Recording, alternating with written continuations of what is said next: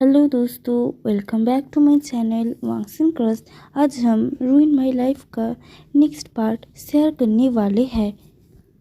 वांग जी बहुत ज़्यादा ही ड्रिंक करके घर लौटा था और वांग जी विंग के साथ बहुत ज़्यादा ही रफ बिहेव कर रहा था।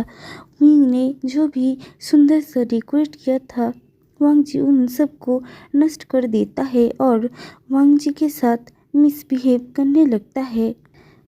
वांग जी अपने टाई के साथ विंग को उस चेयर से टाई कर देता है।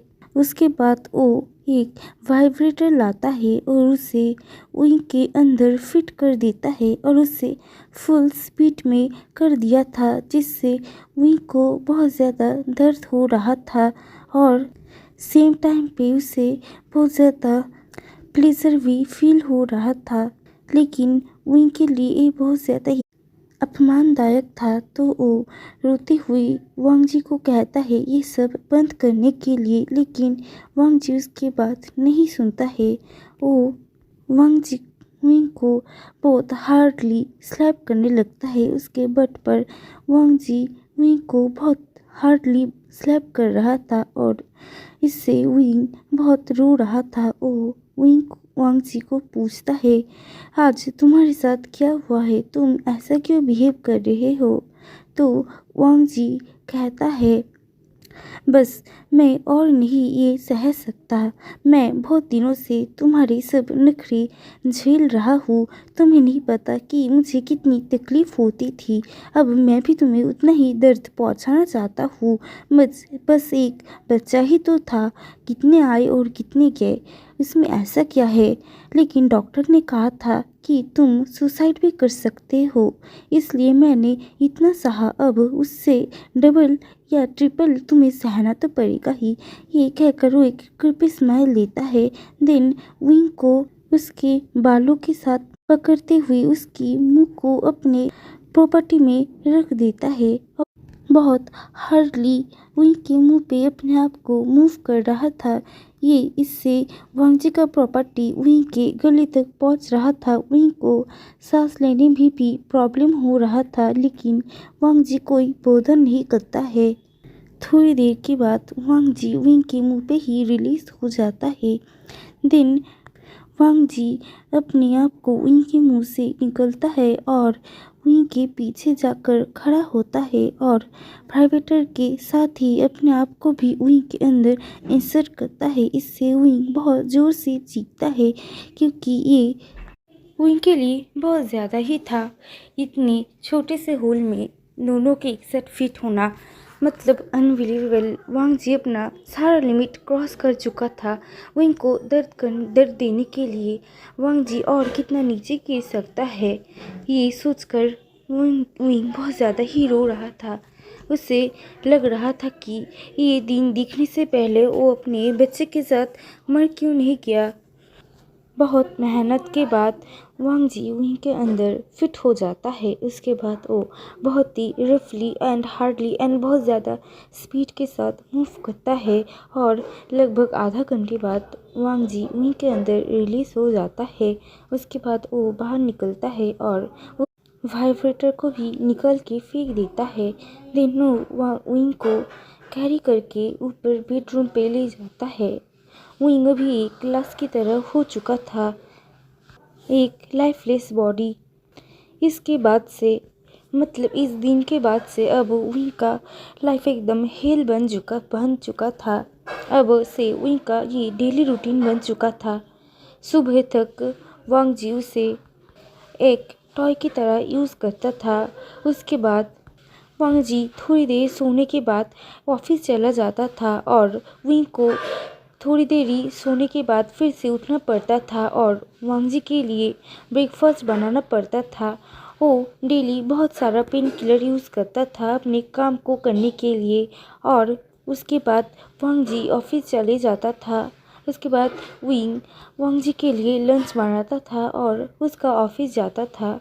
ऑफिस में भी वांग जी उनको कभी भी ऐसे ही नहीं छोड़ता था, उसके साथ 2 या 3 राउंड लेता था। देन वांग जी विंग को जल्द ही घर भेज देता था, क्योंकि उसे रात के भी लिए तैयार होना था।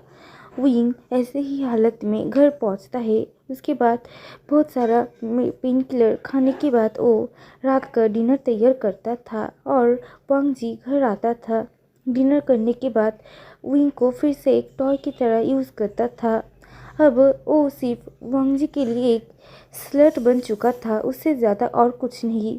वो सिर्फ वांग जी को प्लीज़ करने के अलावा और खाना बनाने के अलावा और कुछ नहीं करता था। अब उन दोनों के बीच में कोई प्यार नहीं था, सिर्फ था तो एक मास्टर एंड स्लट का रिलेशनशिप। ये स्लट भी नहीं कह सकते क्योंकि वांग जी विंग को एक टॉय की नज़र से देखता था। ऐसे और कितने दिन विंग को चलना पड़ेगा, वो मरता क्यों नहीं है, ये सोचकर विंग एक दिन सुसाइड करने की भी कोशिश करता है। लेकिन वो बहुत ज़्यादा डर गया था, वो ये नहीं कर पाया, वो फेल हो चुका था, ये वो नहीं कर पाया। उसके बाद वो ऐसे ही फिर से लाइफ जीने के बारे में सोच लिया था। इसके बाद ऐसे ही बहुत सारे दिन बीत चुके थे तो विंग ने एक नया आइडिया सोचा। वो यह से भाग जाने के बारे में सोच लिया था। वो यह से भाग जाना चाहता था। विंग बहुत दिनों से इसके बारे में प्लानिंग कर रहा था। वो सब कुछ तैयार करके रख रहा था और ताकि वांग जी को कोई भनक भी ना पड़े इसके बारे में, उस बारे में भी ध्यान रख रहा था। एक दिन जब वांग जी अपने ऑफिस के लिए निकलता है तो विंग पूरी तरह से तैयार होके बाहर निकल जाता है। वो बीजिंग से टोक्यो जाने के बारे में सोच रहा था। वो जैन झान नाम के एक आईडी को भी बनाता है और इस सब काम में उसका मदद कर रहा था। विनिंग नाम का एक लड़का वो विंग का फ्रेंड है, उससे विंग का फ्रेंडशिप हुआ जब वो हमेशा वांग जी के लिए खाना पहुंचाने का काम करता था। तब एक कैफ़े में वो विंग हमेशा ही उससे मिलता था, लेकिन विंग के मन में विनिंग को लेकर कोई भी गलत थॉट नहीं था। वो सिर्फ विनिंग को एक फ्रेंड की नज़र से ही देखता था। विनिंग को जब विंग के इस हालत के बारे में पता चलता है तो वो दोनों मिलकर प्लान करते हैं और उसके बाद विंग अपना एक फॉल्स आईडी बनाता है जान सियान के नाम में।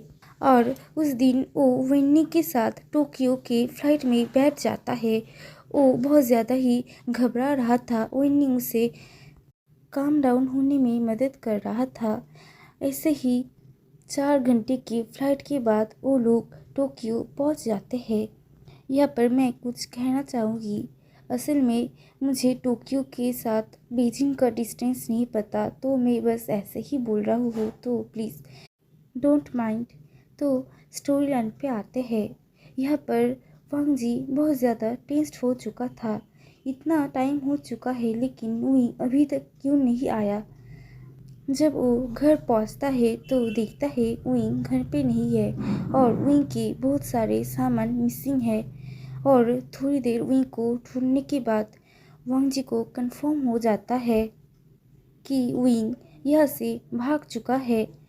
उस दिन से विंग को ढूंढने के लिए वांग जी ने बहुत सारे डिटेक्टिव को लगा दिया था। वांग जी जब घर पहुंच के देखता है कि विंग घर में नहीं है तो वांग जी को बहुत ज़्यादा गुस्सा आता है। उसके बाद वो विंग को बहुत ढूंढता है, लेकिन जब वो कंफर्म होता है कि विंग घर छोड़ के चला गया है तब उसे बहुत ज़्यादा गुस्सा आता है। वो बहुत सारी चीज़ें तोड़ देता है और कहता है, विंग ये तुमने ठीक नहीं किया, लगता है अब मुझे तुम्हारा पंख काटना ही पड़ेगा। बस एक बार तुम मेरे हाथ आ जाओ, उसके बाद मैं तुम्हारा क्या हर्ज करूँगी, बस तुम देखना। मैंने तुम्हें बहुत ही ज़्यादा रिलैक्स का लाइफ दिया था, तुम अपनी मर्जी से कुछ भी कर सकते थे। लगता है ये मेरा एक बहुत ही ज़्यादा बुरा डिसीज़न था। ये कहकर वो एक डार्क ऑरा के साथ उस रूम को देखता है। तो आज के लिए इतना ही, मिलते हैं नेक्स्ट वीडियो में। Bye bye and please support me, don't leave my channel. मैंने आप लोगों को रीज़न पहले ही बता दिया है कि मैं इतना स्लो क्यों अपडेट कर रही हूँ। मेरा एग्ज़ाम चल रहा है। I hope you guys can understand me. और ये स्टोरी आप लोगों को कैसी लग रही है प्लीज़ मुझे कमेंट में ज़रूर बताना। Bye bye dear.